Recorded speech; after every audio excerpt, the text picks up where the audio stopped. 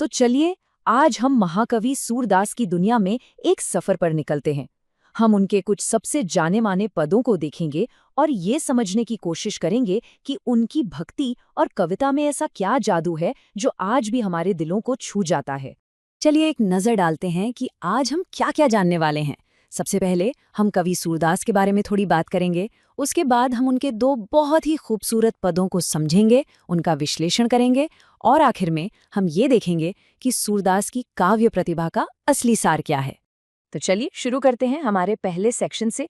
देखिए, किसी भी कविता को अगर गहराई से समझना होना तो उसके कवि के बारे में जानना, उनके समय के बारे में जानना बहुत ज़रूरी हो जाता है, क्योंकि यही वो चीज़ें हैं जो उनकी सोच को एक आकार देती हैं।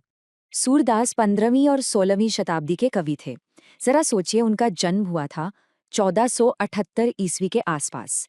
ये वो दौर था जब पूरे भारत में भक्ति आंदोलन की एक जबरदस्त लहर चल रही थी और सूरदास इस आध्यात्मिक क्रांति के एक बहुत ही अहम हिस्सा बने। अच्छा, सूरदास के बारे में कुछ खास बातें हैं जो हमें पता होनी चाहिए। उनके गुरु थे वल्लभाचार्य और उन्हीं के प्रेरणा से उन्होंने श्रीनाथ जी मंदिर में कृष्ण लीला पर एक से बढ़कर एक पद लिखे। वो कृष्ण के अनन्य भक्त थे, मतलब उनकी भक्ति का केंद्र सिर्फ और सिर्फ कृष्ण थे, कोई और नहीं। और हाँ, एक सवाल जिस पर आज भी विद्वान बहस करते हैं, क्या वो जन्म से ही नेत्रहीन थे? चलिए अब हम उनके पहले पद की तरफ बढ़ते हैं।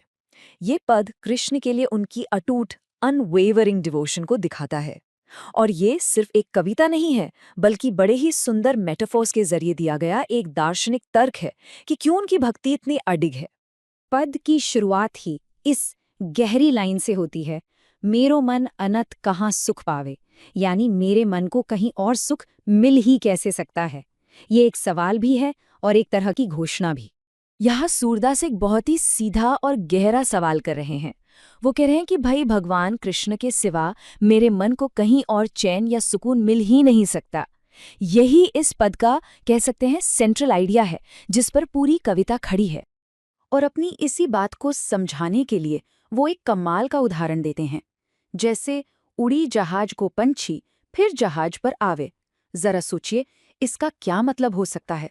ये रूपक, ये मेटाफर उनकी भक्ति को इतनी खूबसूरती से समझाता है। कल्पना कीजिए, एक विशाल समुद्र है और उसके बीचों बीच एक जहाज। फ्रेंड्स, इस वीडियो को पूरा देखने के लिए आज ही फ्लेक्सी टीचर ऐप सब्सक्राइब करें, जहां आपको मिलेंगे animated videos, digital books, text book solutions, notes, DPP और क्विज। और हाँ, flexi teacher app mobile, TV और कंप्यूटर पर अवेलेबल है। और अगर आपके पास इंटरनेट नहीं है तो तुरंत ऑफलाइन सेट टॉप बॉक्स के लिए संपर्क करें।